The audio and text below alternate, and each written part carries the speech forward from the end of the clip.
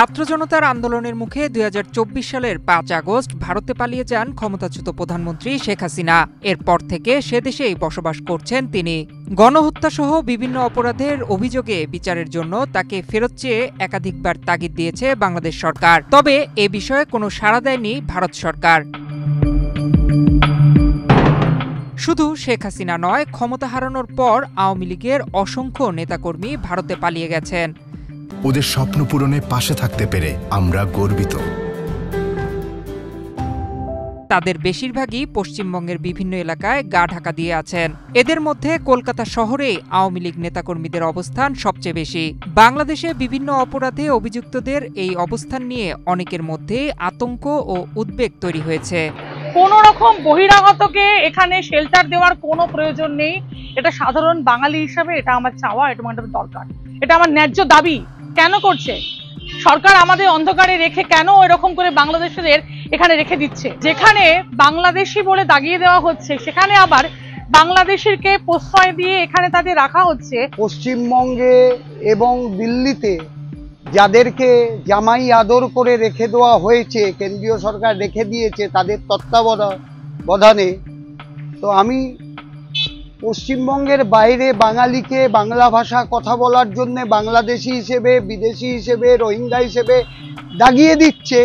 সেক্ষেত্রে কেন্দ্রীয় সরকার কেন শেখ হাসিনাকে দিল্লিতে আশ্রয় দিয়েছে?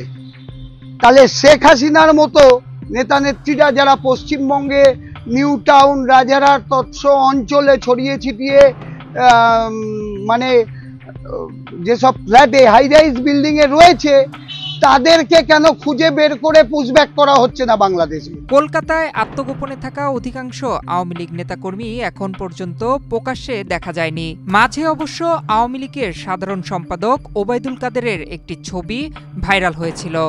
অন্যদিকে কলকাতায় নিকো পার্কে সাবেক স্বরাষ্ট্রমন্ত্রী আসাদুজ্জামান খান কামাল এবং নেত্রকোনা ৩ আসনের সাবেক সংসদ অসীম কুমার উকিলকে দেখা গেছে। দুজনের একটি ছবিও ভাইরাল হয়েছে। আওয়ামী লীগ নেতাদের কলকাতায় অবস্থান নিয়ে কলকাতাবাসীর একাংশের মধ্যে কৌতূহলের সীমা নেই, বিশেষ করে গণমাধ্যম কর্মীদের মধ্যে। সম্প্রতি কলকাতা ভিত্তিক দুটি গণমাধ্যমে ওবায়দুল কাদেরের সাক্ষাৎকার সম্প্রচারিত হয়। এর মধ্যে একটি ছিল কাদেরের অডিও বার্তা, অন্যটি ছিল প্রতিবেদন। তবে ওই সাক্ষাৎকার কলকাতায় বসে দেওয়া নাকি অন্য কোথাও, সে সম্পর্কে নানা মত রয়েছে। কলকাতার গণমাধ্যম কর্মীদের একাংশ বা বিভিন্ন সূত্র বলছেন, হাসিনার দলের নেতাদের কেউ আছেন উত্তর ২৪ পরগনা জেলার বারাসাত মধ্যমগ্রামে, কেউ আছেন রাজারহাট বা নিউ টাউনে, আবার কেউ বর্ধমানেও অবস্থান করছেন।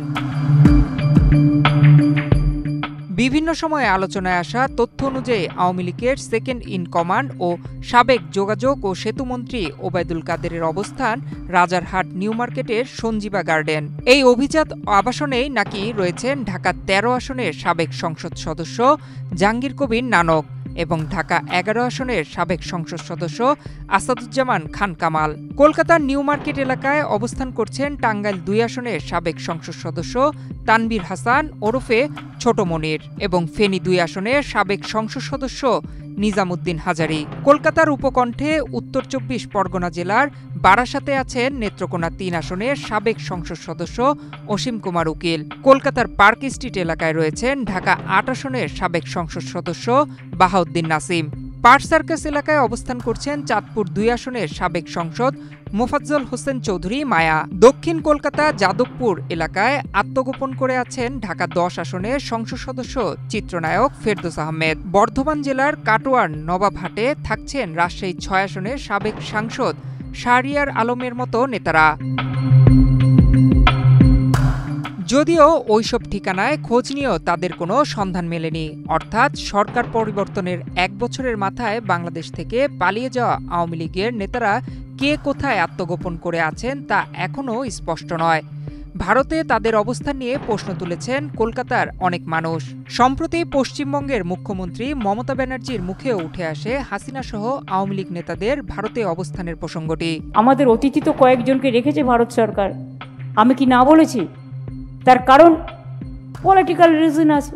শেখ হাসিনা সহ আওয়ামী লীগ নেতাদের ভারত কেন পুশিন করছে না, সেই প্রশ্ন তুলেছেন বিএনপির যুগ্ম মহাসচিব রুহুল কবির রিজভীও। তার বক্তব্য, পশ্চিমবঙ্গে বসবাস করা অনেক বাঙালি মুসলমানকে বাংলাদেশি আখ্যা দিয়ে পুশিন করছে ভারত। শেখ হাসিনাও তো বাংলাদেশি মুসলমান, তাকে কেন পুশিন করা হচ্ছে না, এমনটাই প্রশ্ন রিজভীর। পশ্চিম বাংলা ইন্ডিয়াতে সেখানে বসবাস করা বাঙালি মুসলমানও তো অনেক আছে পশ্চিম বাংলায়, তাদেরকে পুশিন করা হচ্ছে।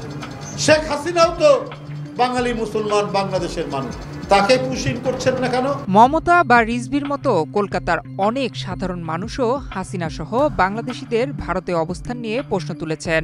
তাদের অভিমত, সত্যিই যদি কলকাতায় বা ভারতে আওয়ামী লীগের নেতারা অবস্থান করেন, তবে তাদের সে দেশে ফেরত পাঠানো উচিত। তার নিজস্ব দেশ আছে, তার নিজস্ব অস্তিত্ব আছে, তার দেশে সে চলে যাক, সেখানে মারামারি করুক, কাটাকাটি করুক, ভালোভাবে থাকুক বা রাজত্ব করে বাঁচুক, আমাদের দেখার দরকার নেই। পশ্চিমবঙ্গের বাঙালিকে বাংলাদেশে পাঠানো হচ্ছে পুশ ব্যাক নয়, পুশ ইন করা হচ্ছে।